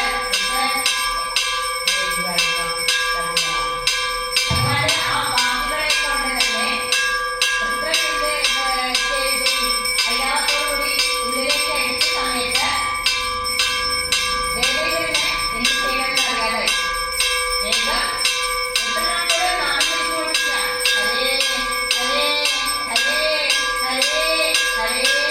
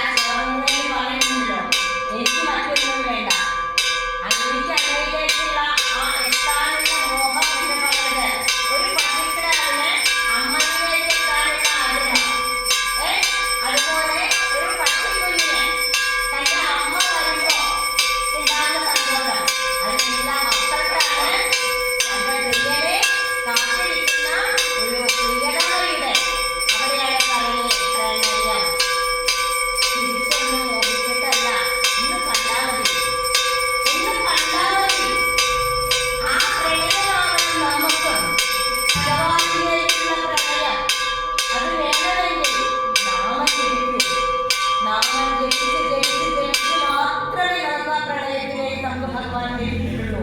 നമ്മളെല്ലാവരും വൃന്ദാവനത്തിലേക്ക് പോയിട്ടുള്ളവരല്ലേ? ആ രാധാകൃഷ്ണ പ്രണയം എന്താണ്, പ്രേമം എന്താണെന്ന് അനുഭവിക്കാത്തവരായിട്ട് ഇവിടെ ആരും ഉണ്ടാവും തോന്നില്ല. ചിലപ്പോൾ ഏറ്റവും ചുരുക്കം ഞാനായിരിക്കും, കാരണം ഞാൻ ഉദാഹരണത്തിൽ പോയിട്ടുള്ളൂ. നിങ്ങളൊന്നും അങ്ങനെയല്ല. നിങ്ങളെല്ലാം അതിനൊക്കെ അപ്പുറത്തേക്ക് അനുഭവിച്ച് ഇരുന്നിട്ടുള്ള ആൾക്കാരാണ്. ഓരോ സജ്ജനങ്ങളും അതെ. അപ്പോ ആ രാധാകൃഷ്ണ പ്രേമം നമ്മുടെ വെറും ഒരു പ്രേമമായിട്ട് വെറും ഒരു എന്താ പറയാ, അതിന്റെ വില പറഞ്ഞ് കാണരുത്, ഒരിക്കലും കാണരുത്. അങ്ങനെയാവണം. ഭഗവാനിലേക്ക് എത്തണം. ഭഗവാനിലേക്ക് എത്താൻ ഉള്ള വഴി ഒറ്റയ്ക്കാണ് കേട്ടോ. ഒരിക്കലും കൂട്ടുപിടിക്കരുത്. നമ്മൾക്ക് ഈ ഭൂമിയിൽ എന്തെല്ലാം ഉണ്ടായിട്ടുണ്ടോ അതെല്ലാം നമുക്ക് ഇല്ലാതായി പോകുന്നതേ ഉള്ളൂ. ആ ഭൂമിയിൽ നമ്മൾക്ക് ഈ ജീവന് വരാൻ ഒരു അഡ്രസ് വേണം. നമുക്ക് ആധാർ കാർഡൊക്കെ ഇല്ലേ, ഇവിടെ ജീവിക്കണമെങ്കിൽ ഉണ്ടല്ലോ. അപ്പൊ അതുപോലെ ഈ ഭൂമിയിൽ നമുക്ക് ജീവിക്കണമെങ്കിൽ, ഈ ജീവന് വേണമെങ്കിൽ അച്ഛൻ വേണം, അമ്മ വേണം, പിന്നെ ഒരു വീട് അഡ്രസ്സും ഒക്കെ വേണം. അത് കഴിഞ്ഞാൽ കുറച്ച് സഹോദരങ്ങൾ വേണ്ടി വരും. അത് കഴിഞ്ഞിട്ട് കുറച്ച് കുടുംബക്കാരെ ബന്ധുക്കളെന്നൊക്കെ പറഞ്ഞിട്ട് ഈ കർമ്മകാലത്ത് തീർക്കാനാണ് ഇതിയൊക്കെ കിട്ടിയത്. അപ്പൊ നല്ലത് നാം ചീത്തയുണ്ടാവും. ഇതൊക്കെ കഴിഞ്ഞിട്ട് ഇതൊന്നും പോരാണ്ടാണ് ഗൃഹസ്ഥാശ്രമത്തിലേക്ക് കയറുക. ഇത് പുരുഷന്മാർക്കും സ്ത്രീകൾക്കും ഒരുപോലെ ബാധിച്ചിട്ടുള്ള കാര്യമാണോ? കാരണം ഗൃഹസ്ഥാശ്രമത്തിലേക്ക് കയറുമ്പോൾ നമ്മൾ മുറിയാന്നിരിക്കും. അതിൻ്റെ ഉള്ളിൽ ആ പറയാനൊക്കെ വീണാ അറിയാം എന്താ വേണ്ടത്. ഒരു രക്ഷ ഉണ്ടാകും. ഒരാളെ രക്ഷിക്കാൻ വരില്ല കേട്ടോ. ഉറപ്പാണ്, ഒരുത്തനെ രക്ഷിക്കാൻ പറ്റില്ല. അതിലത്തെ ആ ആൾക്കാര്, ഈ ഭർത്താവായിക്കോട്ടെ മക്കളായിക്കോട്ടെ, പലരും ആചാര്യന്മാർ പറയുന്ന കേട്ടിട്ടുണ്ട്, നമ്മളുടെ മുൻജന്മങ്ങളിലെ ശത്രുക്കളാണ് നമ്മുടെ ഭർത്താവും മക്കളൊക്കെയായിട്ട് വരണേ, അല്ലെങ്കിൽ ഭാര്യ മക്കളൊക്കെയായിട്ട് വരണേ. ഇതൊക്കെ വന്നിട്ട് നമ്മളെ അങ്ങേയറ്റ പാഠം പഠിപ്പിച്ച് പക്ഷെ ഇതൊന്നും തെറ്റല്ല. ഒരിക്കലും അങ്ങനെ ചിന്തിക്കരുത് കേട്ടോ. ആരോടും നമുക്ക് മനസ്സിൽ ഒരു ഇതും തോന്നാൻ പാടില്ല. കാരണം അവരുടെ ഉള്ളിലുള്ളതും നമ്മുടെ ഉള്ളിലുള്ളതും ഒരേ ആളാണ്. നമ്മളെ കൊണ്ട് പറയിപ്പിക്കുന്നതും അവരെ കൊണ്ട് പറയിപ്പിക്കുന്നതും നമ്മളെ അവരുടെ പ്രാരബ്ധങ്ങളെ ഇല്ലാതാക്കാൻ വേണ്ടിയിട്ടാണ്. ഒരിക്കലും നമുക്ക് അവരോട് ദേഷ്യം തോന്നരുത്. ചിരിച്ചുകൊണ്ട് ക്ഷമിച്ചുകൊണ്ട് വേണം നമ്മൾ ഇരിക്കാൻ. അങ്ങനെ കുറെ കഴിയുമ്പോൾ നമ്മുടെ പ്രാരബ്ധങ്ങളെ ഇല്ലാതാവും. ആ പ്രാരബ്ധങ്ങളെ ഇല്ലാതായി ഓരോന്നോരോ ഭഗവാനായിട്ട് എന്തൊക്കെയാണോ കൂട്ടിച്ചേർക്കരുത്, അച്ഛൻ അമ്മ ഒക്കെ ഇല്ലേ, അത് കുറച്ച് കഴിയുമ്പോൾ പോയിണ്ടാവും. മിക്കവാറും ആൾക്കാരൊക്കെ പോയിണ്ടാവും. ഇനി എനിക്ക് ഒരെണ്ണൊക്കെ പറഞ്ഞിട്ടുണ്ടാവും. അപ്പൊ ഉണ്ടാവും കുഞ്ഞുകളിൽ അടുത്തൊരു പോവും, എന്തായാലും സമാധാനമായിട്ടിരിക്കും. അത് കഴിഞ്ഞിട്ട് കുറച്ച് കഴിഞ്ഞാൽ എന്താ ഭർത്താവും കുറച്ചൊക്കെ നടന്നു തുടങ്ങിയാൽ തൈ ചെയ്ത് നടക്കണമാണ്. നമ്മളും തൈ ചെയ്യാം. കുറച്ച് കഴിഞ്ഞ് ഭർത്താവും ഭാര്യയും. ഇതാണ് ഏറ്റവും അധികം കൂട്ടിപ്പിടിച്ചിട്ടുള്ള സാധനം. അഴിക്കാൻ പറ്റുന്ന ചങ്ങലയാണ്. ഒരു രക്ഷയില്ലാതെ കൊണ്ട് ലക്ഷങ്ങൾ മുടക്കി കല്യാണം കഴിച്ചിട്ട് എന്തിനാ ഈ ചീപ്പാക്കാൻ അങ്ങോട്ട് ഇങ്ങോട്ട് ശകാരമായ ഇതിനാണ് കല്യാണം കഴിക്കുന്നത്. അതാണ് പ്രാർത്ഥന തീരുമാനമാണ്. അങ്ങനെ ചെയ്യാൻ പറ്റും. അത് കഴിഞ്ഞാൽ മക്കളെന്താ, അവർ കുറച്ച് കഴിഞ്ഞാൽ അവരൊരു ജീവിതത്തിന്റെ ഒരു ഘട്ടം എത്തിക്കഴിഞ്ഞാൽ നമ്മൾ അവർക്ക് നോക്കണ്ടു. അവർക്ക് ജീവിക്കാനൊരു വഴി കഴിഞ്ഞാൽ അവരേക്ക് പറഞ്ഞുവിടാം. അവരുപോലെ പിന്നെ അവരുടെ പിന്നാലെ പറഞ്ഞിട്ട് എന്റെ പേരക്കുട്ടിയാണ് എന്റെ മോള്, ഞാൻ ഉണ്ടാക്കിയ ചായ കുടിക്കുള്ളൂ. വെറുതെ ഇരിക്കുക. നമ്മൾ ചായ കുടിക്കുമ്പോ നമ്മുടെ ഇവിടെ വന്നിരിക്കണ്ടേ, നമ്മുടെ കുട്ടികളുടെ കുടുംബക്കാരെ അവിടെ എത്ര ആനന്ദമായിട്ടാണ് ഇരിക്കേണ്ടതെന്നുണ്ടോ. ഞാൻ വിളിക്കേണ്ട രാത്രിയാവട്ടെ എന്ത് സന്തോഷമായിട്ട് അദ്ദേഹം മക്കളോട് വർത്താനറിയോ. അതിന് തോന്നുന്നത് ഇത് പോകോട്ടെ. പക്ഷെ കാണുമ്പോഴാണ് പറയാൻ പാടില്ല തോന്നും. എന്തായാലും വേണ്ടില്ല. പക്ഷെ ഈ പ്രാരബ്ധങ്ങളെ കുട്ടികളുടെയും അത് കഴിഞ്ഞാൽ നമ്മൾക്ക് എന്നും വേണ്ടത്, അത് നമ്മളെ എപ്പോഴും നമ്മുടെ ധർമ്മത്തിനെ ആത്മാർത്ഥമായിട്ട് ചെയ്യുന്നത് നമ്മുടെ ഒന്നുകിൽ നമ്മളെ അങ്ങോട്ട് പിടിച്ചിട്ടുള്ള ആളെ, അല്ലെങ്കിൽ നമ്മളെ ഇങ്ങോട്ട് പിടിച്ചിട്ടുള്ള ആള്. ആ ധർമ്മമാണ് ഏറ്റവും വലിയ ധർമ്മം കേട്ടോ. പുരുഷനായാലും സ്ത്രീക്കായാലും ആ ധർമ്മം ആചരിച്ചേ മതിയാവും. അത് എങ്ങനെയാണോ വേണ്ടത് അത് അതിൻ്റെതായിട്ടുള്ള രീതിയിൽ ആചരിച്ചെങ്കിൽ മാത്രമേ സമയമാകുമ്പോൾ ഭഗവാൻ അത് വിളിച്ച് നമ്മളെ ഒറ്റയ്ക്ക് തന്നെ ആ ഭഗവാനിലേക്ക് പൂർണ്ണമായിട്ട് നമ്മളെ അവിടേക്ക് ആക്കി തീർക്കും. യാതൊരു സംശയം ഇരിക്കണ്ട, എല്ലാവർക്കും പറ്റും. ഇവിടെ ഇന്നിപ്പോ ഇവിടെ വന്നിരിക്കുന്ന ആർക്കും അത് ഒരു പറ്റായം വരികയുള്ള കാര്യം ഒന്ന് ശ്രദ്ധിച്ചാൽ മതി. നമ്മളൊന്ന് ശ്രദ്ധിക്കുക, ജീവിതത്തിനെ കുറിച്ച് നമ്മളൊന്നുകൂടി ചിന്തിക്കാം. ജീവിതത്തിനെ കുറിച്ചിട്ട് നമ്മുടെ ജീവിതത്തിലെ സ്വയം സ്നേഹിക്കുക, അവനവനെ സ്നേഹിക്കൂ. മറ്റുള്ളവരെ സ്നേഹിക്കാൻ സമയം കണ്ടെത്തുന്നതിനോടൊപ്പം അവനവനെ സ്നേഹിക്കൂ. ഇത്ര കാലമൊക്കെ മറ്റുള്ളവർക്ക് വേണ്ടി ജീവിച്ചില്ലേ, എന്താ ഇപ്പൊ കാര്യം ഉണ്ടായില്ലേ? പിന്നെ ഈ കുത്തുവാങ്ങലെ കേൾക്കണേ, കുറച്ചാൾ നമ്മൾ നമുക്ക് വേണ്ടി അത് ചെയ്യണമെന്നുള്ള കാര്യങ്ങൾ നോക്കി നടക്കണം, വേണം. പക്ഷേ അതിന് കൂടെ നമ്മൾ നമ്മുടെ കാര്യം നോക്കണം, നമ്മളുടെ ഇഷ്ടമുള്ള കാര്യങ്ങൾ ചെയ്യാം, എല്ലാം ചെയ്യണം. കാരണം ഇതെല്ലാം കർമ്മമാണ്. ഈ കർമ്മം ഇവിടെ തീർക്കണം. ഇതൊക്കെ കർമ്മമാണേ, തീർക്കണം. ഇവിടെ ഒന്നും ബാക്കി വയ്ക്കരുത്. അവസാനം ആ നീലമേഘ ശ്യാമ സുന്ദരനായിട്ട് നമ്മളെ ഓരോരുത്തരെയും ഒന്ന് ആലോചിച്ച് നോക്കൂ, ഒന്ന് മനസ്സിലൊന്ന് കാണും. നിങ്ങളെ നിലാവുള്ള ഒരു രാത്രിയില്, നിലാവുള്ള രാത്രി, ആ ശരത്പൂർണിമ, ആ രാത്രിയില് ആ യമുനാകുളത്തില് ഭഗവാൻ ആ മരങ്ങളുടെ ആ നിലാവെളിച്ചത്തില് ആ നീലപ്രകാശം വനമാല കഴിഞ്ഞ് ആ പീലി ചൂടി പീതാംബരധാരിയായിക്കൊണ്ട് വളരെ സുഗന്ധപൂർണമായിട്ടുള്ള പുഷ്പങ്ങളെ കൊണ്ട് അലങ്കരിച്ചുകൊണ്ട് ചിരിച്ചുകൊണ്ട് അവിടെ മറ്റാരുണ്ടാവില്ല, നമ്മൾ മാത്രം.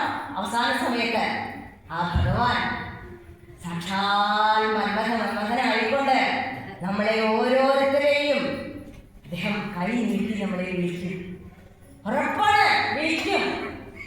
ഭഗവാനെ സ്നേഹിക്കൂ, പ്രണയിക്കൂ. ഭഗവാൻ വിളിക്കും, ഓടിച്ചല്ല. ഇന്ന് വരെ ഒരാൾ പോലും നമ്മളെ സ്നേഹത്തോടുകൂടി ആലിംഗനം ചെയ്യാത്ത പോലെ നമ്മളെ ആലിംഗനം ചെയ്ത് ആ വരമാലയുടെ ഉള്ളിലെ ഒരു പുഷ്പമാക്കിക്കൊണ്ട് ഭഗവാനിലേക്ക് നമ്മളെ ലയിപ്പിക്കും. ആ കയ്യുടെ മുറിവ് പിടിച്ചാൽ നമ്മുടെ അതിൻ്റെ ഉള്ളിലേക്ക് കയറിപ്പോ. പിന്നെ നമുക്ക് ജന്മമില്ല. എല്ലാവരും നാമത്തിരിക്കും, ഭഗവാനെ സ്നേഹിക്കും. സാക്ഷ്യം അതിന് ഈ ഭക്തിയോടുകൂടിയുള്ള കഥകളെ കേൾക്കുക. ഭാഗവതായാലും രാമായണായാലും ഒന്നും വെറുതെ കേട്ട് പോകരുത്. എല്ലാം സമയം 49 minutes time 49 സമയം. അങ്ങനെ ഭഗവാന്റെ നമ്മൾ ഓരോരുത്തരെയും ചെയ്യേണ്ടതായിട്ടുള്ള കാര്യങ്ങളുണ്ട്. നമുക്ക് പറ്റും, എല്ലാവർക്കും സാധിക്കും. ഭഗവാനോടുള്ള ആ ഒരു സ്നേഹം എന്താണ് എന്ന് നമുക്ക് മനസ്സിലായി കഴിഞ്ഞാൽ അതിൽ പിന്നീട് പറയുന്നത് പണ്ഡിറ്റ് മഹാരാജാവ് ചോദിക്കുന്നുണ്ട്. ഈ വൃത്രാസുരന്റെ കഥയെല്ലാം കേട്ട് കഴിഞ്ഞപ്പോഴേ ചോദിക്കുന്നുണ്ട്, എനിക്കിപ്പോൾ ഈ വൃത്രാന്റെ കഥയൊന്നും കേൾക്കുന്നുണ്ട്, ഈ ഇന്ദ്രന്റെ യുദ്ധമൊന്നും എനിക്കതൊന്നും കേൾക്കണ്ട. എനിക്കിപ്പോൾ കേൾക്കേണ്ടത് എന്താ അറിയോ, എന്തുകൊണ്ടാണ് ഈ വൃത്രൻ ഇത്രയും ഭക്തനായി മാറിയത്, എങ്ങനെയാണ്, എനിക്ക് അതൊന്നും അറിഞ്ഞാൽ കൊള്ളാമെന്ന് പറയാം. ഈ പരീക്ഷിത മഹാരാജാവിന്റെ ഓരോ ചോദ്യം കേൾക്കുമ്പോഴും ആ ഗുരുനാഥന് എന്തൊരു സന്തോഷമാണെന്നറിയും. കാരണം അത്രയും സന്തോഷത്തോടു കൂടി ഇങ്ങനെ വേണം ശിഷ്യന്മാര് ആ കേൾക്കേണ്ടത് പറഞ്ഞു കൊടുക്കുമ്പോൾ അതേ അർത്ഥത്തിൽ മനസ്സിലാക്കി എടുക്കട്ടെ. അങ്ങനെ പറ്റുന്ന ശിഷ്യന്റെ ഓരോ ചോദ്യങ്ങൾക്കും പല ഉരുവിക്കൊണ്ടാണ് ഉത്തരം പറഞ്ഞു തരാം എന്ന് പറയണം. എന്നിട്ടാണ് ചിത്രകേതുവിന്റെ കഥയിലേക്ക് വരുന്നത്. ചിത്രകേതു ഒരു രാജാവായിരുന്ന കഥ, അതെല്ലാവർക്കും അറിയാവുന്ന കഥയാണ് ചിത്രകേതുവിന്റെ കഥ. അവിടെ ചെന്നിട്ട് ചിത്രകേതു രാജാവായിരുന്നു. ഇതിനകത്ത് കുട്ടികളുണ്ടായിരുന്നില്ല. വിവാഹം അനവധി കഴിച്ചു. കുറെ കഴിഞ്ഞപ്പോഴാണ് അവിടെ കുട്ടികളില്ലാത്തൊരു സങ്കടം അദ്ദേഹത്തിനെ പറഞ്ഞപ്പോൾ ശ്രീനാഥ മഹർഷി അംഗ്രേസ മഹർഷിയോട് കൂടിയിട്ട് രാജകൊട്ടാരത്തിൽ ചെല്ലും. അങ്ങനെ ഒരു കുഞ്ഞുണ്ടാവാനുള്ള ഒരു ഇടവരും അടുത്ത കഴിയിൽ കുഞ്ഞുണ്ടായി. പക്ഷെ സപത്നിമാരുടെ ആ ഒരു സ്പർദ്ധ കാരണം ആ കുഞ്ഞിനെ വിഷം കൊടുത്ത് ഇല്ലാതാക്കി. അതോടുകൂടിയിട്ട് രാജാവിന് വളരെയധികം സങ്കടമായി കഴിഞ്ഞിട്ടാണ് രാജാവിന് എന്താ വേണ്ടത് വീണ്ടും ഈ രാജമഹർഷിയും അംഗ്രേസ് മഹർഷിയും ചേർന്നു രാജാവിനെ സങ്കടം ഇപ്പോഴുണ്ടായിട്ട് പറഞ്ഞു നിങ്ങൾ ഈ മഹർഷിമാർക്ക് വെച്ചാലേ കുട്ടികളുടെ കുടുംബം എന്നുള്ള കഥയൊന്നും ഇഷ്ടമുണ്ടാവില്ല, അതൊക്കെ അവരുടെ വരുമ്പോഴല്ലേ മനസ്സിലാവുള്ളൂ. അപ്പൊ അതുകൊണ്ട് എനിക്ക് പക്ഷേ വിഷമമുണ്ട്. എനിക്ക് എൻ്റെ ഉണ്ണി ഞാൻ എത്ര കാലം കൂടിയിട്ട് എനിക്ക് ഉണ്ണി ഉണ്ടായി, ആ ഉണ്ണി മരിച്ചതിൽ എനിക്ക് അത്രയ്ക്ക് സങ്കടമുണ്ട് എന്ന് പറയുകയാണ്. അപ്പൊ പറഞ്ഞു വിഷമിക്കേണ്ട, എനിക്കിപ്പോൾ എന്താ വേണ്ടേ, ആ ഉണ്ണി ജീവിക്കണം. അങ്ങനെ തന്നെയാണെങ്കിൽ നന്നായി വേഗം രാജമഹർഷി അതായത് ആ ഉണ്ണിയോട് ആ ശരീരത്തിനോട് ചോദിക്കുകയാണ്, എങ്ങനെയാണ് അങ്ങ് ആരാണ്, അത് എന്തിനാ ഇപ്പം തന്നെ പോയത്, അച്ഛനെ അമ്മയൊക്കെ വിട്ട് ഈ ഒരു പ്രായത്തിൽ തിരിച്ചു കൊണ്ട് ആവശ്യമുണ്ടോ? ഇവിടെ രാജകൊട്ടാരത്തിലെ സുഖമായിട്ട് കഴിഞ്ഞ് നല്ലോണം പോലെ കുറകാലം കൂടെയൊക്കെ ഭരിച്ച് കുടുംബജീവിതമൊക്കെ ആയിട്ട് ഇതൊക്കെ പോയേ പോലെ എന്തിനാണ് പോയി ഈ അച്ഛൻ ഇതൊക്കെ വേറെ കാണാനില്ലേ ഒക്കെ ഉണ്ണിയോട് ചോദിക്കുകയാണ്. ആ ഉണ്ണിക്ക് ജീവൻ വന്നിട്ട് ആ ഉണ്ണി ചോദിക്കുകയാണ്, ഏതച്ഛൻ ഏതമ്മ? ചോദിച്ചു കഴിഞ്ഞപ്പോൾ രാജാവ് കേൾക്കുന്നുണ്ട്. ചോദിച്ചു ഏതച്ഛൻ ഏതമ്മ എന്ന് ചോദിച്ചപ്പോൾ അല്ല അതല്ല, എനിക്ക് അനവധി ജന്മങ്ങളില് അനവധി യോനികളിൽ ഞാൻ ജനിച്ചിട്ടുണ്ട്, അതിലൊക്കെ അച്ഛനും അമ്മയും ഈ കഴിഞ്ഞ ഭാര്യ മക്കളും ഭർത്താവും മക്കളും ഇതൊക്കെ ഉണ്ടായിട്ടുണ്ട്. ഇതിപ്പോൾ ആരാ ഏതച്ഛൻ്റെ കാര്യം ചോദിക്കണം, ഏതമ്മയുടെ കാര്യം ചോദിക്കണമെന്നൊക്കെ ചോദിക്കുക. അങ്ങനെ ചോദിച്ചു കഴിഞ്ഞപ്പോഴാണ് ആ ഒരു ജീവന്റെ ആ തത്വമായിട്ടുള്ള വർത്തമാനങ്ങളെ കേട്ടതോട് കൂടിയിട്ട് ചിത്രകേതുവിന് ഈ ജീവിതത്തിനോടുള്ള ആ ഒരു ആഗ്രഹം എല്ലാം ഇല്ലാണ്ടായി, വിരക്തിയായി. അദ്ദേഹം വിദ്യാധരനായിക്കൊണ്ട് പാട്ട് പാടിക്കൊണ്ട് അദ്ദേഹം അവിടെ പിന്നീടുള്ള കാലം കഴിയുകയാണ്. അങ്ങനെ അദ്ദേഹം വിദ്യാർത്ഥിനായിട്ട് ഭഗവാനെ സ്തുതിച്ചുകൊണ്ട് ഇങ്ങനെ നടക്കുന്ന സമയത്ത് ഒരു ദിവസം കൈലാസത്തിന്റെ മുകളിൽ കൂടെ പോകുമ്പോൾ അവിടെ ശ്രീ മഹാദേവനും പാർവതീദേവിയും കൂടിയിട്ട് വെച്ചാൽ ശ്രീ മഹാദേവൻ പാർവതീദേവിയെ അടുത്തിരുത്തി മറ്റേ മഹർഷിമാരായിട്ടുള്ളവരൊക്കെ ഉണ്ട്, ശിഷ്യന്മാരായിട്ട് അവർക്ക് വേണ്ട കാര്യങ്ങളെ ഉപദേശിച്ചു കൊടുക്കുന്ന ഒരു രംഗമാണ് കാണുന്നത്. ഇത് കണ്ടപ്പോൾ ഈ ചിത്രകേതുവിന് തോന്നി ലോകഗുരുവായിട്ടുള്ള ഭഗവാനാണ് അല്ലേ, എന്നല്ലോ ഈ കേമായിട്ട് സനകാദികൾ പോലെയുള്ള വലിയ വലിയ മഹർഷിമാരാണ് മുമ്പിലിരിക്കുന്നത്. ഇവരുടെ മുമ്പിൽ ഈ ആദ്യ മണിയൊക്കെ ജീവിക്കാന്നൊക്കെ വെച്ചാൽ ഒരു മോശക്കേട് ഇല്ലേ എന്ന് തോന്നുകയാണ്. അപ്പോൾ കണ്ടപ്പോൾ ജീവിച്ചു. അതെന്താണ് ശരിയായിട്ട് തോന്നില്ല. ജീവിച്ചപ്പോൾ മഹാദേവന്റെ കാര്യം മനസ്സിലായി, അതൊന്നും വേണ്ടിയില്ല, അതിനൊന്നും ഉണ്ടായിരുന്നു. പക്ഷേ പാർവതി അമ്മയുടെ മാത്രം ഇഷ്ടപ്പെട്ടില്ല. അമ്മയ്ക്ക് ഇങ്ങനെ എന്തൊക്കെ ഇത്രയും ആവാൻ പാടും മക്കളായാല് തോന്നിയാസം കഴിച്ച കാര്യം ശരിയല്ലേ, അമ്മമാർക്കാണ് പെട്ടെന്ന്, അച്ഛന്മാര് പിന്നെ ചോദിക്കും. അമ്മമാർക്ക് അപ്പം എടുത്ത കൈ നോക്കും ഉറപ്പാ. അച്ഛാ അങ്ങനെയാണ് സ്നേഹമായിട്ടൊന്നുമല്ല, സ്നേഹം കൂടുതലാണ് നേരെയാവണം ചെയ്യണതാണ്. അപ്പൊ പറഞ്ഞു നീയെ ഒരു അസുരയോരയില് ഉണ്ടാക്കട്ടെ എന്ന് പറഞ്ഞിട്ട് ഒരു ശാപം എന്നല്ല പറയണ്ടല്ല, വിഗ്രഹമാണത് ശരിക്കും പറയാം. അങ്ങനെയാണ് വൃഷഭനായിട്ട് ജനിച്ചതും ഇതിനെ പറ്റിയിട്ട്. അപ്പോൾ ചിത്രകേതു പറയുന്നുണ്ട്, അമ്മയുടെ ശാപവും എപ്പോഴും അനുഗ്രഹമായിട്ട് മാറും. കാരണം അമ്മമാർക്ക് ശമിക്കാൻ പറ്റില്ല, ഒരിക്കലും പറ്റില്ല. അമ്മമാർക്ക് അച്ഛന് ഗുരുവിന് ശമിക്കാൻ പറ്റില്ല കേട്ടോ. നമുക്ക് തോന്നും നമ്മൾ ഇപ്പൊ ഇത്രയും പ്രായമായില്ലേ, നമ്മളൊക്കെ കുട്ടിക്കാലത്ത് ചെറുതായിരിക്കുന്ന കാലത്ത് ഒരുപാട് വിഷമം ഉണ്ടായപ്പോൾ നമുക്ക് അന്നൊക്കെ തോന്നിയിട്ട് ഈ അച്ഛനമ്മയ്ക്ക് ഒട്ടും ഇഷ്ടമില്ല എന്ന് തോന്നിയിട്ടുണ്ടോ ഇല്ലേ? പക്ഷേ നമ്മൾ ഇന്ന് ആ ഒരു സ്ഥാനത്തിരിക്കുമ്പോൾ നമുക്ക് മനസ്സിലാവുന്നുണ്ട് അല്ലേ, അച്ഛനാരാ അമ്മയാരാ. നമ്മൾക്ക് സ്നേഹമില്ലായ്മല്ല, നന്നാവണം, കുട്ടികൾ നന്നായി വളരണം. നന്നായി വളരണമെങ്കിൽ ശിക്ഷിക്കണം. ഒരിക്കലും ഈ രക്ഷിക്കുന്നവരെ ശിക്ഷിക്കാൻ അധികാരമുള്ളൂ കേട്ടോ. അതാണ് ഭഗവാൻ നമുക്ക് പഠിപ്പിച്ചു തരുന്നത്. ഭഗവാൻ നമ്മളെ ഈ ജീവനെ ഒരു യോനിയിലൂടെ 10 മാസം വയറ്റിൽ കിടത്തി നമ്മളെ ഭാരമുണ്ടോ? അപ്പോൾ നമ്മളിതിൽ അധികം സ്ത്രീകളായിരിക്കണം, ഒരുക്കൊക്കെ എല്ലാവരും അമ്മമാരായിരിക്കും. നമ്മൾ 10 മാസം നമ്മളുടെ മക്കളെ വഴിച്ചിട്ടുണ്ട്. നമ്മൾ എന്തെങ്കിലും അറിഞ്ഞിട്ടുണ്ടോ? ഇല്ല. ആരാ വേണ്ട, നമ്മുടെ ഒപ്പമുള്ള ആളുണ്ട്, അദ്ദേഹം അത് പറഞ്ഞിട്ടുണ്ട്, അദ്ദേഹം പ്രത്യേകിച്ച് ചെയ്തിട്ടുണ്ടോ? ഒന്നും ചെയ്തിട്ടില്ല. അത് കഴിഞ്ഞാലോ ഈ കുട്ടി വളർന്ന് വരുന്നുണ്ട്, വളർന്ന് വന്ന് അതിനെ നോക്കിയിട്ടേക്കുന്നത് ആരാ? നമ്മളൊന്നുമല്ല, ഭഗവാനാണ്. ആ ഇതിനെ അന്ന് മുതൽ കാത്തു സൂക്ഷിക്കുന്നത് ഭഗവാനാണ്. അവസാനം പ്രസവ സമയമാകുമ്പോ ആ പ്രസവ സമയത്ത് ആ പ്രസൂതിമാർ ഈ കുഞ്ഞിനെ ആ സമയത്ത് തല തിരിക്കും. തല തിരിഞ്ഞിട്ട് ഇതൊക്കെ ചെയ്യുന്നതൊക്കെ ഭഗവാനാ. അപ്പോഴാണ് നമുക്ക് ഈ പേറ്റ് നോവ് വരുന്നത്. ആ പേറ്റ് നോവ് വന്ന ആ പ്രസൂതിമാരന്റെ ആ ഒരു തള്ളലാലാണ് ഈ കുഞ്ഞ് പുറത്തേക്ക് വരുന്നത്. ഈ തള്ളണത് ആരാ? നമ്മളാണോ? ഈ ശ്വാസം ആരാ എടുക്കണേ? ഈ ശ്വാസം എടുക്കാൻ കുറച്ച് 2 മിനിറ്റ് മൂക്കുമായി കൂടി പിടിച്ചു നോക്കിക്കോളും. ശരിക്കും അറിയാം ആരാ ഭഗവാൻ. മനസ്സിലാവും? നമ്മുടെ ശ്വാസം ആണ് ചൈതന്യം, ഈശ്വരൻ. ആ ഈശ്വരനാണ് അത് തള്ളണത്. തള്ളി ആ കുഞ്ഞ് ജീവൻ പുറത്തു വരുന്നു. പുറത്തു വന്ന് കഴിയുമ്പോഴാണ് ഇത് അച്ഛനാണ്, ഇത് അമ്മയാണ്. അമ്മയാണ് ആദ്യം അറിയാം കുട്ടി. ആ ചൂട് ആദ്യം അറിയാം അമ്മയാണ്. ആ അമ്മ പറഞ്ഞു കൊടുക്കുന്നത് ആരാണോ അതാണ് കുട്ടിക്ക് അച്ഛൻ. അതാണ് കുട്ടിക്ക് അച്ഛൻ. അമ്മ ആരെയാണോ ചൂണ്ടിക്കാണിച്ചു കൊടുക്കുന്നത് അതാണ് അച്ഛൻ. അല്ലാതെ അച്ഛന് പ്രത്യേകിച്ച് ലേഖനമൊന്നുമില്ല, അറിയാൻ പറ്റില്ല. പക്ഷേ അവിടെയാണ് ഒരു അമ്മയുടെ മഹത്വം അറിയാം.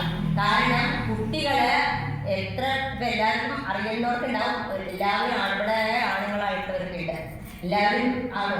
നിങ്ങളോട് മക്കൾക്ക് സ്നേഹം കൂടുതലുണ്ടെങ്കിൽ തീർച്ചയാക്കിക്കോളൂ, അത് ആ അമ്മയുടെ കേമത്താണ്. ആ അമ്മ മക്കൾക്ക് അച്ഛനെ കുറിച്ച് പറഞ്ഞു കൊടുക്കുന്നതിന്റെ കേമത്താണ് മക്കൾക്ക് അച്ഛനോടുള്ള ഇഷ്ടം. എനിക്ക് എൻ്റെ അച്ഛൻ വേണം എന്ന് ആ കുട്ടികൾ പറയണമെങ്കിൽ അത് ആ അമ്മയുടെ കേമത്താണ്. അമ്മ ഒരിക്കലും മക്കളുടെ അച്ഛനെ കുറിച്ച് താഴ്ത്തി കെട്ടി പറയേ ഇതായിട്ട് പറയേ ഒന്നും പാടില്ല. അച്ഛൻ എന്നും കേമം തന്നെയാണ്. അച്ഛനാണ് ടോപ്പ് മോസ്റ്റ്. അങ്ങനെ പറഞ്ഞു കൊടുക്കാവൂ. അതെല്ലാം കഴിഞ്ഞ് അച്ഛനുണ്ടായി, അമ്മയുണ്ടായി, സഹോദരങ്ങളുണ്ടായി, ഇതെല്ലാം കഴിഞ്ഞു. ആ നേരത്തൊക്കെ ഭഗവാൻ തന്നെ നമ്മളെ നോക്കണേ അല്ലേ? അച്ഛനും അമ്മയ്ക്ക് ഇപ്പോൾ നമ്മുടെ പിന്നാലെ നടക്കാൻ പറ്റുമോ? സ്കൂളിൽ കൊണ്ടാക്കി രാവിലെ 9 മണിയാകുമ്പോൾ സ്കൂളിലേക്ക് പോയി വൈകുന്നേരം 4 മണിയാകുമ്പോൾ വരുന്നുണ്ട്. അത്രയും നേരം നമ്മളെ ആരാ നോക്കിയേ? ഭഗവാൻ. സ്കൂളിൽ നിന്ന് വന്നു രാത്രി ആവണ വരെ നമ്മൾ ഹായ് കുട്ടി വന്നിരിക്കുന്ന വായിൽ ചോറ് കൊടുക്കും, ഒക്കെ കൊടുക്കണ്ടായിരിക്കും. അതിന് കുട്ടിയെ സ്കൂളിൽ നിന്ന് വരുമ്പോഴേക്കും വണ്ടി കൊണ്ട് അങ്ങോട്ടില്ല, അതിന് വണ്ടിയിൽ തെറ്റിയിട്ട് അതിനെ ഇവിടെ കൊണ്ടുവരിക. ഒരാവശ്യമില്ല. ആ കുട്ടി തന്നെ പണ്ട് കാരണമായി എൻ്റെ വിഷയങ്ങളുണ്ട്. പ്ലാവിലെ കാണാൻ അത് എടുപ്പിക്കണം എന്ന് പറയാനായിട്ടുണ്ട്. ഇത് 10, 15, 18 വയസ്സായിട്ടുള്ള നിങ്ങളെ അങ്ങോട്ട് താങ്ങിച്ചില്ല. ആ വണ്ടിയിൽ കയറി അയ്യോ എനിക്ക് പാടില്ല. കുട്ടി സ്കൂളുകാരാണ്, എന്ത് വയറായി അതങ്ങനെ പോയിരുന്നോളും. ഒരു പേടി പേടിക്കണ്ട. നമ്മൾ വഴി പറഞ്ഞു കൊടുക്കുക. കുട്ടി വരട്ടെ, സ്വയം പര്യാപ്തത വരട്ടെ. അവർ ചെയ്യട്ടെ. നമ്മളാണ് നമ്മുടെ മക്കളെ ചീത്തയാക്കുന്നത്, യാതൊരു സംശയം ഇരിക്കണ്ട. ഭഗവാനാണ് അവരെ കാക്കുന്നത്. നമ്മുടെ മക്കളൊന്നും അല്ല കേട്ടോ. വെറുതെ ഇരിക്കുക. നമ്മൾക്ക് അവരെ നോക്കാൻ വേണ്ടിയിട്ട് കുറച്ച് നാളത്തേക്ക് തന്നു പോകാം. നമ്മുടെ മക്കളൊന്നല്ല, ഭഗവാന്റെയാണ്. നമ്മൾ ഭഗവാന്റെയാണ്, അവരും ഭഗവാന്റെയാണ്. അത് കഴിഞ്ഞാലോ? അത് കഴിഞ്ഞ് കുറേ കൂടി കഴിയുമ്പോഴാണ് നമുക്ക് ജീവിതത്തിൻ്റെ ഓരോരോ പ്രശ്നങ്ങൾ വരിക. ആ പ്രശ്നങ്ങൾ വരുന്തോറും നമ്മൾ കുട്ടിക്കാലത്ത് നമ്മുടെ അച്ഛനമ്മമാർ പറയുന്നുള്ള കുറച്ച് മന്ത്രങ്ങൾ, കുറച്ച് നാമൊക്കെ ഉണ്ടാവും. തല്ലിയിട്ടൊക്കെ ഒന്ന് ജയിച്ചിട്ടുണ്ടാവും. പക്ഷെ അതൊക്കെ അപ്പം ഓർമ്മ വരും. വേറെ ഒരു വഴിയില്ലാണ്ട് നമ്മളെ ഭഗവാനെ രക്ഷിക്കണം കേട്ടോ എന്നുള്ള എനിക്കൊരു വിളിയായിരുന്നു. അത് നമ്മൾ വന്നു കഴിഞ്ഞാലും കുറച്ച് കഴിഞ്ഞാലും നമുക്ക് തോന്നേ അതാവില്ല. നമ്മുടെ ആ ഒരു അഹങ്കാരം പോയിട്ടാവില്ല. ഞാൻ പോയിട്ടാവില്ല. അപ്പോൾ ഇടയ്ക്കിടയ്ക്ക് നമ്മൾ തിരിക്കും. നമ്മൾ കൂട്ടിയാലും പറ്റും എന്ന് തിരിച്ചിട്ട്, പക്ഷേ അവിടെ ഭഗവാൻ വളരെ ചിരിക്കും. പറ്റോട്ടോളം നോക്കാൻ സങ്കടം ഞാൻ വരാം എന്ന് കയറി. അങ്ങനെ നമ്മളൊക്കെ അനുഭവങ്ങളെ തന്ന് സ്വർണത്തിനെ തീയിലിട്ട് അടിച്ച് പാകാക്കി നല്ല തിളങ്ങുന്നതാക്കി തീർക്കണ പോലെ നമ്മളെ ഓരോരുത്തരെയും ഭഗവാനാക്കി തീർത്ത് ആ മാല ഭഗവാന്റെ കഴുത്തിലേക്ക് തീർച്ചയായും നാമം ജപിച്ചോളും. ആരും സംശയിക്കേണ്ട. എല്ലാവരും നാമം ജപിക്കൂ, ഭഗവാനെ സ്നേഹിക്കൂ. ഭഗവാന്റെ ആ സ്നേഹത്തോടു കൂടിയിട്ടുള്ള ആ ഒരു പുഞ്ചിരി എല്ലാവർക്കും ഇന്ന് രാത്രി കാണാൻ സാധിക്കട്ടെ. ഭഗവാന്റെ ആ ഒരു ഇതിന് വേണ്ടിയിട്ട് എനിക്കും കാണാൻ സാധിക്കട്ടെ എന്ന് ഓരോ അമ്മമാരും ഏട്ടിമാരും എനിക്ക് വേണ്ടി പ്രാർത്ഥിക്കാം. ഇതൊക്കെ അവിടെ നിന്ന് പ്രസംഗിച്ചു വെച്ചാൽ ഞാനും നിങ്ങളിൽ ഒരാളാണ്. അതുകൊണ്ട് എനിക്ക് വേണ്ടി പ്രാർത്ഥിക്കും. നമുക്കൊരു കീർത്തനം ചൊല്ലിയിട്ട് ഭഗവാൻപാലകളിൽ സമർപ്പിക്കാം. ഒപ്പം ചെല്ലാൻ സാധിക്കുമെങ്കിൽ സാധിക്കും. ശരണം. നാവുകുഴയാതെ നാമം ജപിക്കുവാൻ സാധിച്ചിടേണമേ നാരായണ ഹരേ. നാരായണ ഹരേ നാരായണ ഹരേ നാരായണ ഹരേ നാരായണ ഹരേ. മോഹം പലതുമേ സാധിച്ചിടാതെ താൻ ദേഹം ക്ഷയിച്ചൊരു വൃദ്ധനായി തീർന്നു ഞാൻ. ദണ്ഡവും വന്നു പിടിപെട്ടു വല്ലാതെ ദണ്ഡിച്ചുകൊണ്ടു കിടക്കുന്ന വേളയിൽ മെയ്യൂ നടന്നു വിവശനായൊന്നുമേ ചെയ്യുവാൻ വയ്യാതെ കൈകാൽ കുഴഞ്ഞു ഞാൻ. മാലിന്യമേറ്റ വീഴുന്നൊരു ശയ്യയിൽ മാറാണ്ടുകൊണ്ടു കിടക്കുന്ന വേളയിൽ നാവുകുഴയാതെ നാമം ജപിക്കുവാൻ സാധിച്ചിടേണമേ നാരായണ ഹരേ. നാരായണ ഹരേ നാരായണ ഹരേ നാരായണ ഹരേ നാരായണ ഹരേ. ഒന്നോ ചെരിഞ്ഞോ കിടക്കുവാനും കാൽകളൊന്നു മറിച്ചു വയ്ക്കാനും വിഷമമായി സന്ധിബന്ധങ്ങൾ കുഴഞ്ഞു വശം കെട്ടു സന്ധിയിൽ പെട്ടു വലയുന്ന വേളയിൽ കയ്യിലും കാലിലും നീരുമിങ്ങി ചോര വെയിലില്ലാതെ വിളത്തോലി ദേഹിയെ മോഹമെന്തെന്നാലു കൊടുക്കാൻ വിധിച്ചാഹന്ത വൈദ്യനും കൈവിട്ട വേളയിൽ നാവുകുഴയാതെ നാമം ജപിക്കുവാൻ സാധിച്ചിടേണമേ നാരായണ ഹരേ. നാരായണ ഹരേ നാരായണ ഹരേ നാരായണ ഹരേ നാരായണ ഹരേ. ഒന്നിനും കൊള്ളാത്തതോർത്താൽ അറയ്ക്കുന്നതെന്നും മരമാണ്ടതേറ്റവും ദുഃഖദം. എന്നാലും ഈയുടൽ കൈവിടാനായി മടിച്ചെന്നുടെ മാനസം മാണ്ടിടം വേളയിൽ മാരകവ്യാധികളൊന്നിച്ചു ചേർന്ന അധികാരമെന്മയിൽ നടത്തി തുടങ്ങവേ ചൊല്ലാൻ കഴിയാത്ത ദണ്ഡങ്ങളും കൊണ്ടു വല്ലാതെ ഞാൻ വിഷമിക്കുന്ന വേളയിൽ നാവുകുഴയാതെ നാമം ജപിക്കുവാൻ സമേണമെപ്പോഴും നാരായണ ഹരേ നാരായണ ഹരേ നാരായണ ഹരേ നാരായണ ഹരേ നാരായണ ഹരേ. തെല്ലുമേ മാംസവും മേധസ്സുമില്ലാതെ എല്ലും തൊലിയുമായി തീർന്നോരുമെയ്യുമായി കണ്ടാലൊരു തനി പ്രേതം കണക്കിനെ നീണ്ടു നിവർന്നു കിടക്കുന്ന വേളയിൽ ഏകി വധിച്ചുകൊണ്ടുള്ള വയറുമെല്ലൊക്കെയുന്തി നിൽക്കുന്നോരുടലുമായി തോലിൽ പൊതിഞ്ഞൊരസ്ഥികൂടം പോലെ കാലുകൾ നീട്ടി തുടങ്ങുന്ന വേളയിൽ നാവുകുഴയാതെ നാമം ജപിക്കുവാൻ സാധിച്ചിടേണമേ നാരായണ ഹരേ. നാരായണ ഹരേ നാരായണ ഹരേ നാരായണ ഹരേ നാരായണ ഹരേ. 100,000 കാരമുള്ളൂ തറച്ചതിലേറെ ഞാൻ ദണ്ഡിച്ചു കൊണ്ടു കിടക്കവേ ദേഹത്തിൽ നിന്നും ഈ ജീവചൈതന്യത്തെ മാഹാനിളക്കി വലിക്കുന്ന വേളയിൽ ചുണ്ടുകൾ രണ്ടും കിഴിഞ്ഞുന്തി കൺ രണ്ടും കുഴിഞ്ഞു വായ്പാ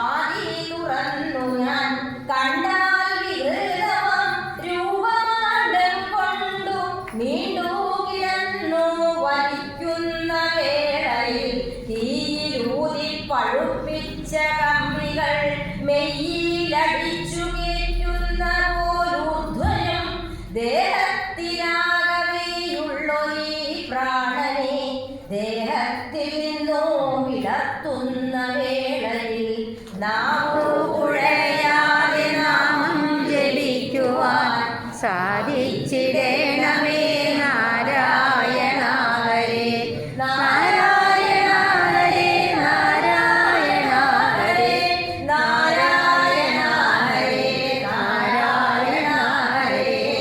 എല്ലാം വെടിഞ്ഞിട്ടു പോകേണ്ടതായൊരു വല്ലാത്ത ഘട്ടമെല്ലാവർക്കും ഭയങ്കരം. നാട്ടുകാർ വീട്ടുകാർ കൂട്ടുകാരൊക്കെയും വിട്ടു പിരിയുന്നൊരാ ദുഃഖവേളയിൽ എത്രയും ദുർവൃത്തനായോരജാമിളൻ പുത്രനെയോർത്തുതൻ പേരൊന്നുരയ്ക്കവേ സപ്തമനാകിയ ദേവിയെ കൈക്കൊണ്ടു കാത്തനാരായണ കാത്തുകൊള്ളേണമേ. കുഴയാതെ നാമം ജപിക്കുവാൻ സാധിച്ചിടേണമേ നാരായണ ഹരേ നാരായണ ഹരേ നാരായണ ഹരേ നാരായണ ഹരേ നാരായണ.